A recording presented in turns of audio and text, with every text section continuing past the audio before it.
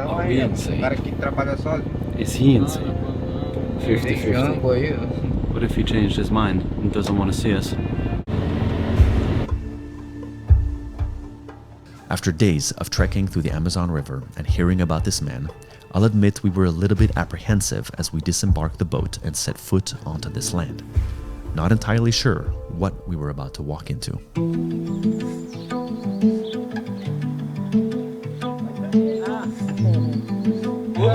Não, pode ficar à vontade.